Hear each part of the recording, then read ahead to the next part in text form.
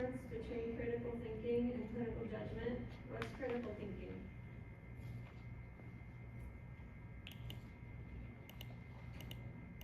Do I have to start saying Bueller?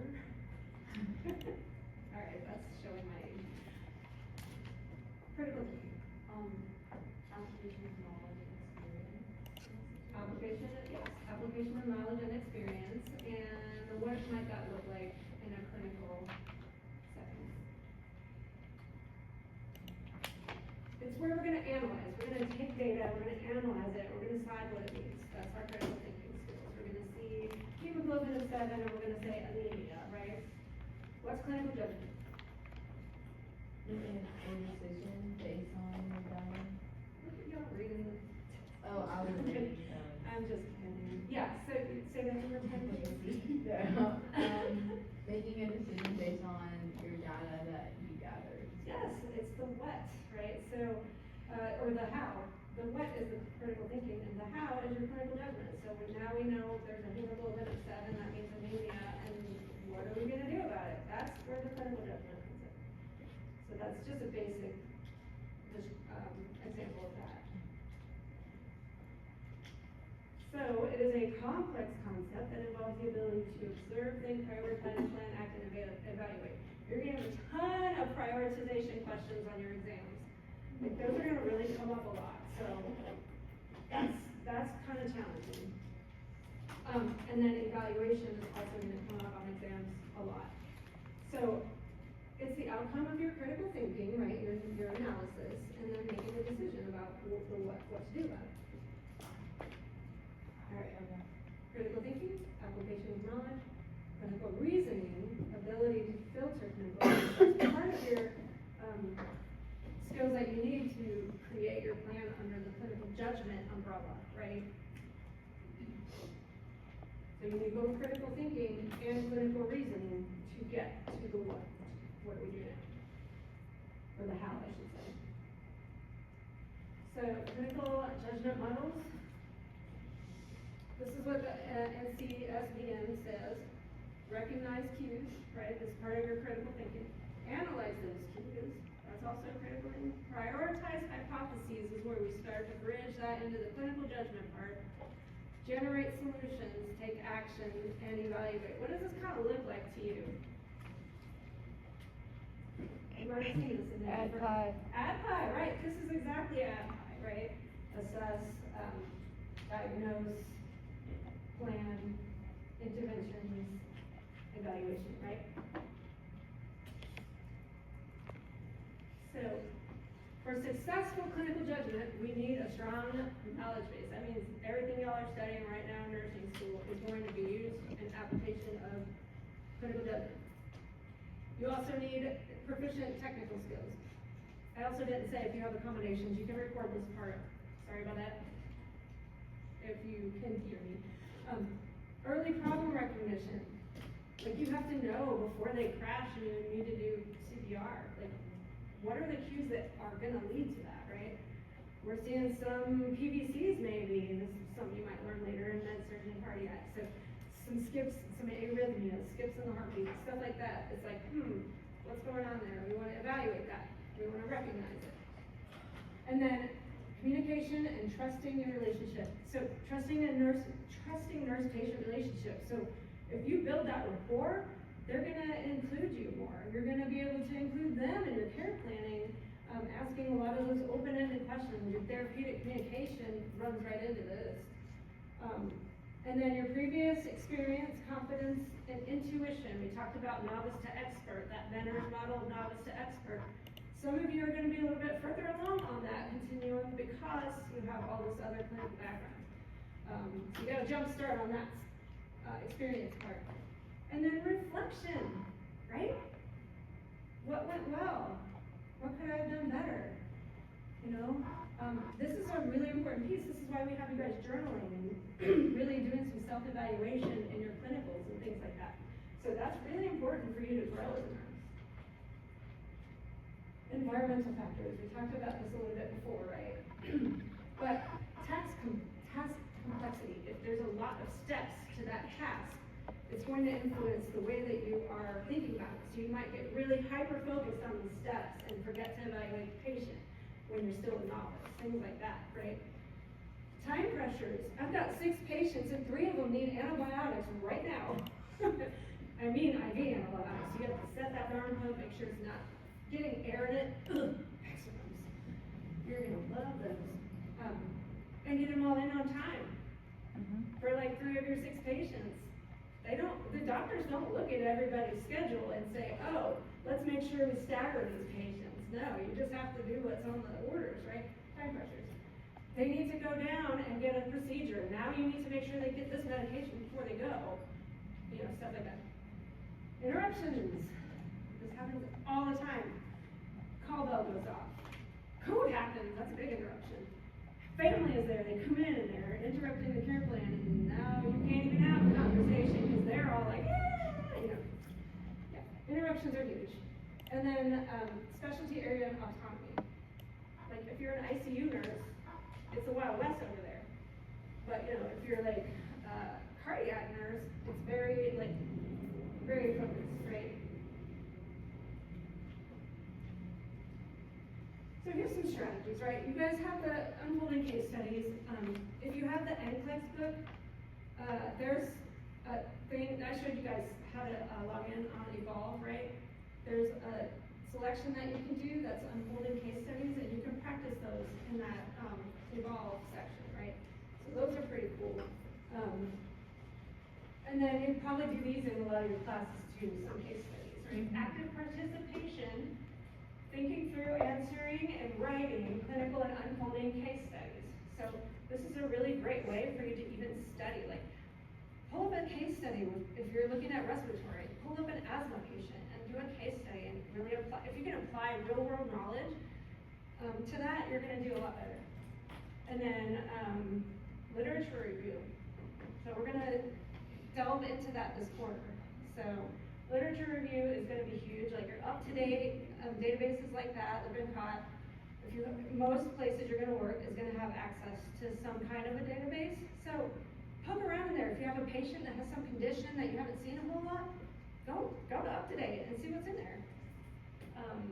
And then clinical application of knowledge and SIM. So you're going to have SIM in your lab, right? Let's see what this says. Yeah.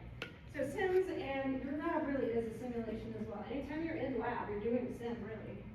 So, you know, really apply yourself to those experiences. So concept mapping, this is the activity that we're supposed to do today, but it's just not going to happen because of our time constraint here, so we're going to do that next time. Concept mapping is another way to do care planning, basically, but it gives you a little bit more, like you get more clinical information there and stuff like that, so we'll do that later.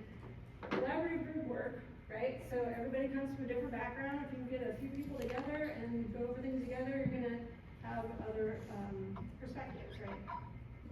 And then reflection, there it is again. So reflection is deliberately thinking about your experience, considering positive and potential for change, right? So what did we do well? What can we do differently? Not what did I do wrong? Don't go down that rabbit hole, because you will. I did that. That was wrong. Why did I do something wrong? It's like, no. Let's just look at it as what can I do better next time, right? Because, yeah, then you get in that blame game and you start feeling crappy about yourself, and that's not helping anybody, right? So here's your ABPI right here, right? We talked about this. Assessment, diagnosis, planning, implementation, and evaluation. This is not a one-way street. You're going back and forth through all of these all the time. Recognizing cues. You're going to analyze what you noticed. Maybe you got a different cue, right? It's not going to be always ABPI in a list.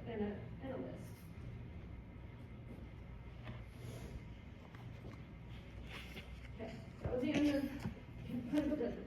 Now, we went over a lot of that stuff earlier on, and I just breezed through it really fast. Any questions? Comments? Thoughts? Or real world experience perspectives?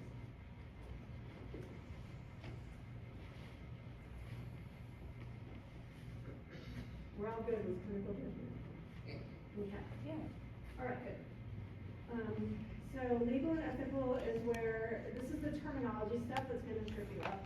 It's a lot of just memorization for your next quiz on this one, but there's not a lot of content, right? So it's not as content heavy, it's just unit 5, I believe.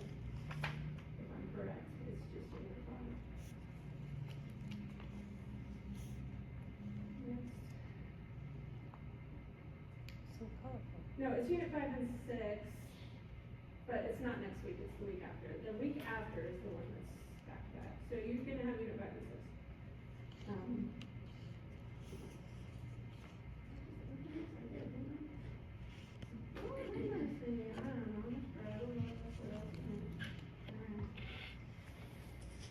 Okay.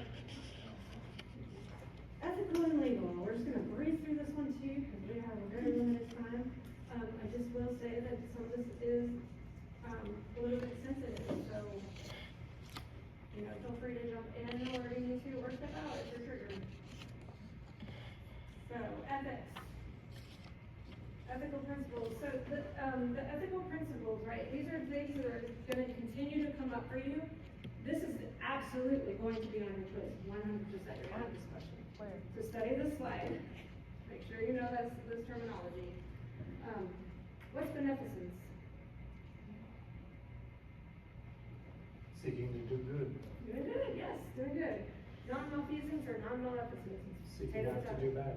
Don't do bad, right? Respect for autonomy. Autonomy is the key word here, right? What does that mean? I love you. Yeah, patients get to be making their decisions, basically. Like, we can be independent as nurses, but also patients need to have their own decision making. We can't just say, oh, the doctor said that you have to do it. We don't do that anymore. Now we have autonomy. That didn't used to happen before. So, you know, your older nurses are still gonna be like, you need to do what the doctor said, but we're not gonna do those nurses. Justice, what is that? Getting what you deserve. Getting what you deserve. Also, equality, right? Just treatment for everybody. Everybody's treated the same way, regardless of your background, your color, your religion. We treat everybody like equal. So that's justice. What's veracity? Being truthful. Being truthful. Accountability. Accepting responsibility. Accepting responsibility. Advocacy. You know that one. You know that one. Confidentiality. Hopefully you know that one. Don't talk about patients in front of other people, or share their information, share their records, whatever. Fidelity. What's fidelity? Faithfulness. Say it. Faithfulness. Faithful, yeah, faithfulness, or doing what you say you're gonna do. Like, if I say I'm gonna be back in 10 minutes, and I'm not back in 10 minutes, then I've reached this ethical principle of fidelity. So, you could just, we talked about this in another class, right? Just say, I'll be back when I can. So, you can be ethically, responsible for your fidelity, and then responsibility, it just goes along with advocacy, right? Ethics is a standard of moral conduct in a society. So we talk about morals, we talk about beliefs, but also the ethics is usually is an overarching umbrella term for the standards that we withhold for each other, right? And then the code of ethics defines the values, morals, and standards guide practice in a specific discipline. So we're talking about ethical principles of nursing, which is the ANA. So the American Nursing Association is who puts that out. Nightingale Pledge, you guys have heard of that, we talked about that last time, right? Nightingale Pledge is our version of the Hippocratic Oath, so that's our nursing way of doing that. The Code of Ethics for Nurses with Interpretive Statements, I believe is 2025 now. You can find that on the ANA website. And so you can go down the rabbit hole with all of that. I think that was in this class that we went over that already, didn't we look at that website?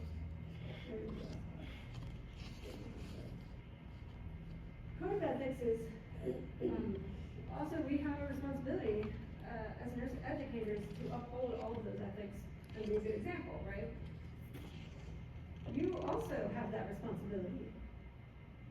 you're representing yourself as a professional student, and you're representing Galen, and you're representing the entire profession of nursing. Now, when you go to NurseCon at Sea, you see some behavior that you're like, oh, no wonder they don't think we're professionals. Don't be that nurse. Grooming, all kinds of stuff. It was awful. Really fun cruise though. Only a few bad apples, you know. Less people, more place. And then, professional ethical standards in academic settings, who goes along with that? We're as academics trying to uphold these ethics as well. All of our decision making, this is all gonna be behind it, right?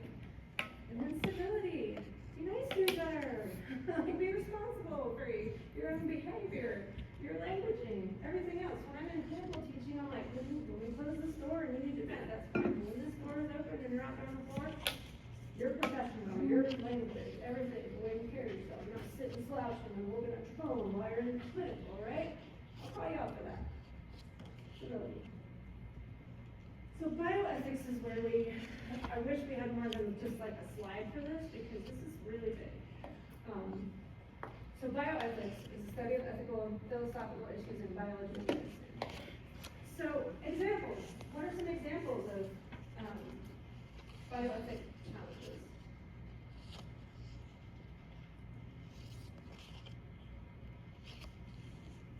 What are some things that you guys see in your practices or in the places where you work?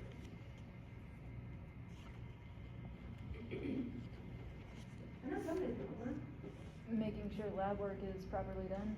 Making sure lab work is properly done, yeah. If it's not, then we've got issues with that thing. Anything else? Have you guys heard of like death with dignity? That's a huge bioethical challenge. More and more states are doing, I think Oregon was the first one. I was in Colorado when we did it there, and I got one of the very first patients of mine who was able to participate in that. She had lung cancer, and she was in pain all the time, but she wasn't terminal enough for them to put her on hospice, so she couldn't get pain control. So she was one of the first that went through that process of death with dignity. And this is a huge bioethical issue. It goes back to people's morals and things like that, right? Like, it's suicide basically, assisted suicide, right? Because we can't, as practitioners, do the act. We can give them the medication and they do it on their own, right? So that's how that works. So you're gonna run up against some moral things for yourself with certain issues that you might be passionate about. Abortion, that's another one. We're gonna see a lot of nurses who have very strong religious beliefs that have a really hard time with abortion. And it's a huge bioethical challenge in this country. You know, they're looking at getting rid of some of the medications that we use to help people complete a miscarriage. It's a safety issue too. Those medications aren't just so people can kill babies. It really is a safety issue. So that's a bioethical issue too. Like, one of the reasons I'm so mixed up is that I just diagnosed by ultrasound an 18-week fetus that passed away. And so she had to have medication and pass that baby safely. If you don't do that and the baby stays in too long, then you wind up toxic. So you have to get that fetus out somewhere. If they get rid of those medications, the only choice is surgery. So, I mean, you know, there is a choice of surgery, but also you're gonna run up with the same problems, and now you've done an invasive procedure instead. So these are just things to be thinking about. Like, what are my beliefs? What are my morals? You know, what do I care about? Like I said about that student, who didn't want to care for a pedophile. But she feels so strongly about that. So you really have to, that's part of that self-reflection, right? What else? What else are some big things that are happening? This is a few years ago too on the slide. This one right here. You guys know about this one, right? So cloning, embryonic stem cell research. This is really, really controversial because they're taking stem cells, they're drilling embryos and, you know, using the stem cells for research. So, you know, a lot of people have the belief of if you're creating an embryo, that's life.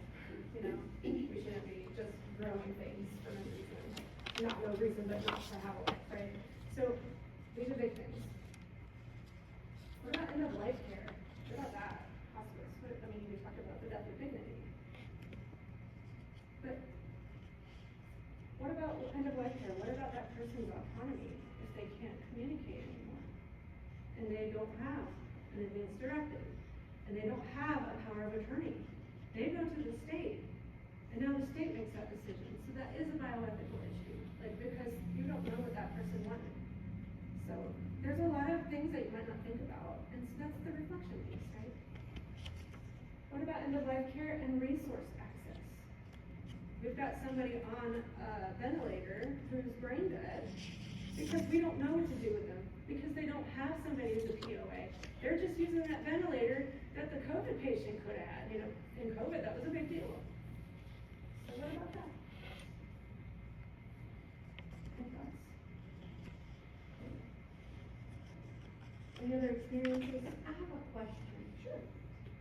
So, in what way could the way that you feel about any of these things help you make decisions? Like I guess what I'm asking is, I personally, regardless of how I feel about any of that, have no control over the law and policies of wherever, you know, I might end up working. And so, you know, if they were to do something that I didn't agree with, I can't exactly just be like, Yeah, and that's where the moral distress and the passion for being can come in and burn off. Like that really is something that we have to do some soul searching. And some people choose to get different jobs. It's like, I can't do that anymore. It's getting killed me morally. I just can't work here. So that's really challenging. It's a hard question to answer. It takes a lot of soul searching. Like, can I somehow get okay with this? Or if I'm really not okay with this, can I find a different place to work? Do I have management that I can talk to about this that might care, you know? They might be able to assign you a different kind of a way if it's something you really strongly believe. So it's very individual in that. So yeah, this is the bioethical challenge of why, like, why is there one slide on this? Because it's huge.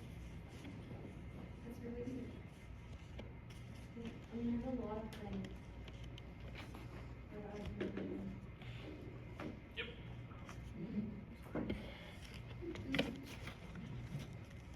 Yeah. Is there something that you have dealt with already in the workplace, or is it just something that's just coming up later?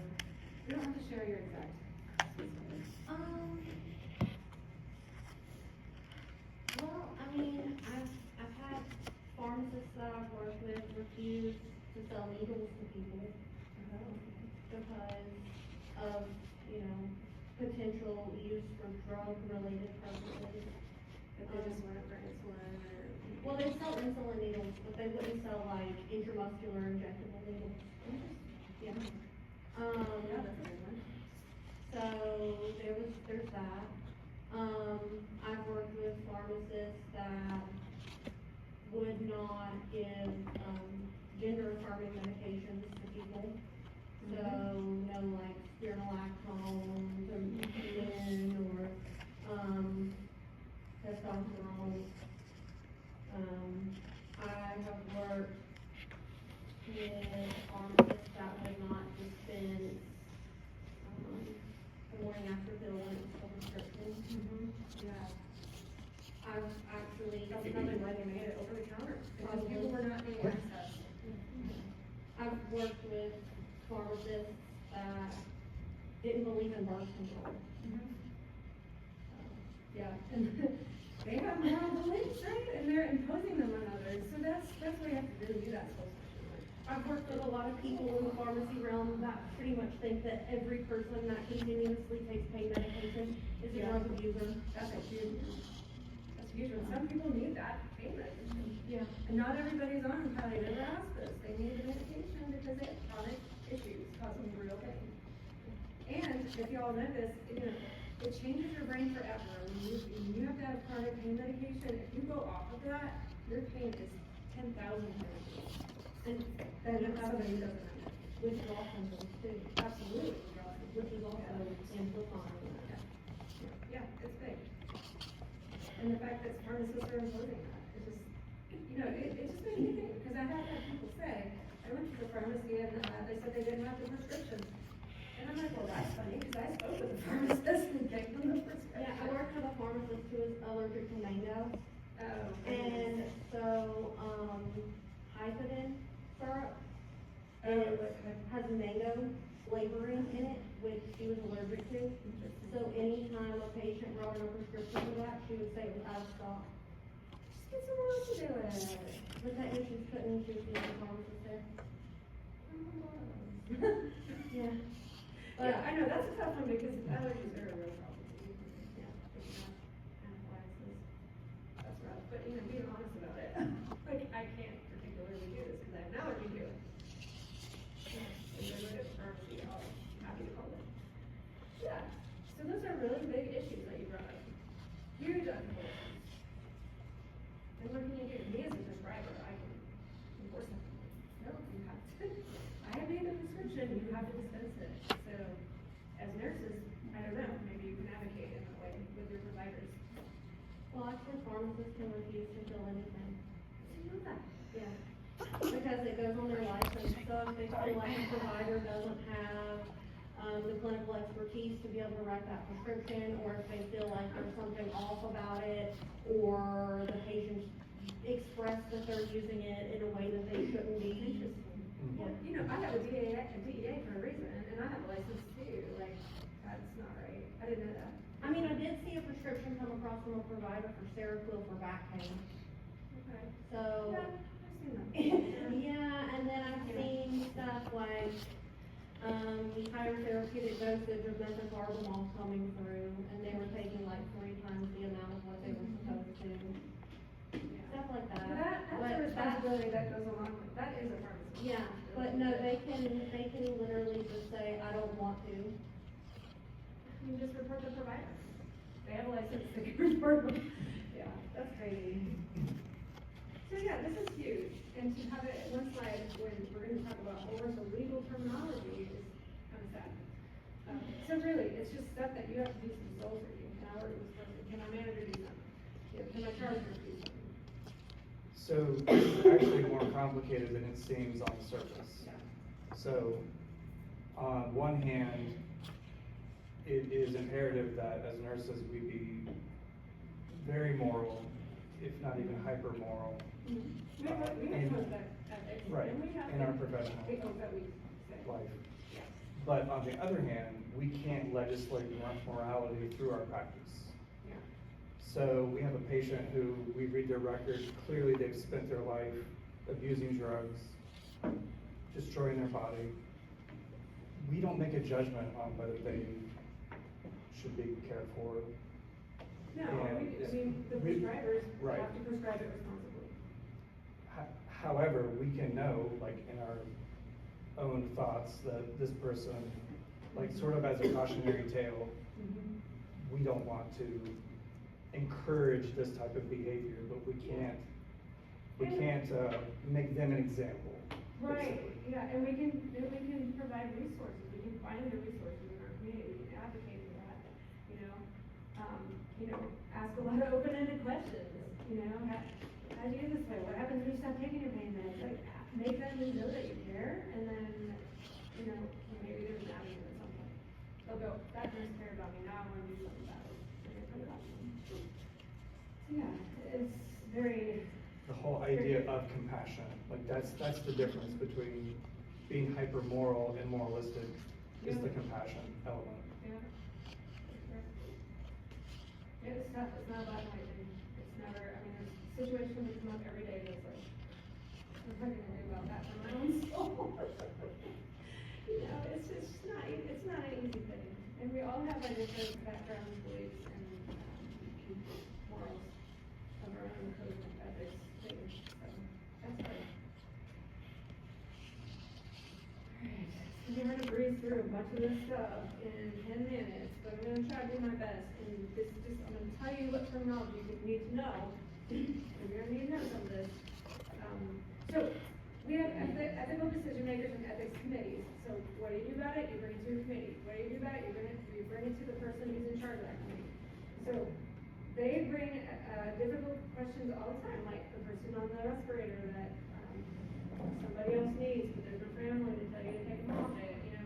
Those are ethic committees, we're a state, sometimes they have to go to the state. But you don't have to make that decision, what we have to do is bring that question and concern up to the people that do make that decision, right? We need to know, these are things that are bioethical issues, somebody needs to look into that. But we're not the decision makers, so that's, take a little bit of that weight off yourself. How do they go about solving it though? Do they use like, you know, their moral compass, or do they use like more or less like common That's why it's a sense, or committee. what, how do they solve Yeah, these that's problems? why it's a committee of several people, and they go by the code of ethics, Mhm. they go by the Hippocratic Oath. And as a group, they have to make a decision, right or wrong for each one of them, or each one of us, they make a decision as a group. So because it's a committee, we know there's been discussion at least, it's not just somebody saying, nope, like that pharmacist, nope, you're not getting anything, that's, you know, maybe you can bring that to the next committee, I don't know how that works in pharmacy world, but yeah. Ethics committee. I just talked about moral distress. The universal healthcare professionals experience when their basic beliefs of what is right and wrong, or ethical principles are challenged. And moral resilience is when that happens, how do we do something about that for ourselves, right? So, we sustain or restore integrity in response to that moral complexity, that confusion, that distress, setbacks. Like, wow, this happened, I hated that this happened, it was wrong. How can I bounce back? So that's the resilience, that's your self-care, has to come into that, right? Okay, so here's the stuff that I need. I hate teaching the law stuff, because I don't know anything about law. So, we have different types of law. So constitutional law, we all know that that's our American Constitution, right? Statutory law, it's the stuff that the state or the federal laws that, go through and get passed by our government. Our nurse practice acts are part of that too, because that's our state government. We are the North Carolina Board of Nursing, who writes our nurse practice act. Some states it's the medical board, so depends on the state. Regulations are just like overarching what, like things you can or can't do, right? And then case law is your common law, so that's, you know, bringing a suit against somebody for whatever reason. Criminal law, so we have our misdemeanors and our felonies. Either one of these, if you get one of those, they're gonna be looking at you at the board of nursing and asking you why, what happened? Misdemeanors, you know, you ticket, you whatever time you do, and then it's on your record, but it doesn't affect you for the future. Felonies, with you forever. Like, you commit a felony, that's gonna follow you your whole entire life. You can't vote, lots of stuff you can't do when you get a felony. So, don't do things like stealing cars or whatever. Don't kill anybody, you know? Don't, sell drugs. Don't be a drug cartel. And then civil law, these are our torts. So we're gonna talk about torts. Intentional torts. You guys have heard these terms. You have maybe not heard of torts, but you've heard of these terms. So assault and battery, what's the difference? They're different. What's assault? Assault could be anything like verbal threats or the intention to harm, and then battery is the actual act. Exactly, yep. It's the intention or, yeah, it's the threat. That's the threat, this is the action. This is, you know, somebody attacking you physically, stuff like that, negligence, you know. Negligence is not under battery, sorry. Defamation of character, so we have libel and slander, what's the difference? Libel is written, slander is spoken. Okay, so defamation of character, so if you're going around talking crap about some doctor, right, that's slander. You know, they can sue you for that. Libel is written, so if you are writing stuff about somebody or posting it even on social media, you could get in trouble for libel. False imprisonment, what's that? What else can go with that? Healthcare, What happens in healthcare? restraints. Restraints, all the time. That's why we have our rules about, you know, how often we have to redo that order. Invasion of privacy is kind of sort of that confidentiality problem. Unintentional tort, so this is where I'm going. Negligence. So here's some, the 40s of negligence. This will be on your quiz. This one here will be on your quiz. Types of torts will be on your quiz. Negligence and malpractice. What's the difference? What's negligence? Like, you don't give them the care, Yeah. like malpractice is you give them the care, but it out of reaction to the thing that happened. Yeah, poor outcome, right? So negligence, you didn't do the thing you should have done. And then malpractice, you did something that then caused poor outcomes. Right? So, a little bit different here. So the 40s of negligence, duty. We have a duty to care for our patients, so nursing we have duty. Dereliction, basically not doing what you're supposed to do. Damages, and then direct costs. So damages is, what, property, things that are physical. I don't know what the direct cause is. Somebody tell me, you got the textbook. Direct cause of negligence. Direct cause, a casual relationship must be established between harm to the accusing patient in their actions or omitted acts of the nurse. That's what it says. So these are the things they're gonna look at in the lawsuit. basically. They're gonna see what you did wrong and which, if it falls under one of these categories, you're more likely to get in trouble for it. Okay, burden of proof. Who has the burden of proof? Responsibility for establishing that the 4Ds of negligence exist. Yeah, Yeah. burden of proof. Yep. They have to be able to show this in some way. Now, if you didn't do your documentation, maybe you didn't do your duty, right? Like, the document didn't happen. But yeah, they have to prove that one of these things happened in order for you to get negligence, you'll get in trouble. Professional liability issues, code of conduct. I'm gonna just go load through these because we're at the end of the class. Delegation, so principles of delegation are important. I just talked about documentation. These are issues that are related to patient care, so informed consent, we know what that is, right? We tell them what we're presenting to them to do. What is our intervention? Why are we doing it? Here's some outcomes that could happen. Patients feel the rights. Say again? Well, then you ask them, knowing all that, can you do that? Can you do that? Yeah. Exactly. Patients bill of rights. They replace that with something else now. Is it in there, Hester? The American Hospital Association. No, the bill of rights. Oh, they renamed it something else. Patient Care Partnership? Is that it? That sounds right, yeah. Patient care partnership, what does it say about that? Understanding expectations, rights, and responsibilities. I'm gonna have to pay you if you can. Page 152, if anybody's interested. Page 153 is if anybody's interested. Yeah, it's all in the textbook. Advanced directives, your living will. This is like, what will I allow you to do while I'm still around? Verbal power of attorney, is different than like financial power, of attorney. And then your healthcare proxy is the person that can make healthcare decisions for you, right? So living will is different than a will that you're gonna put in place for when you die. It's what can I do now? Or what can't I do to you or with you when still alive, right? DNR orders, there's different ones. You have most forms that list out like intubation, whether you can do a food tube, a feeding tube, things like that, or just no CPR is one. Sometimes you can do all the other things, but not CPR. And then physician's order for life-sustaining treatments.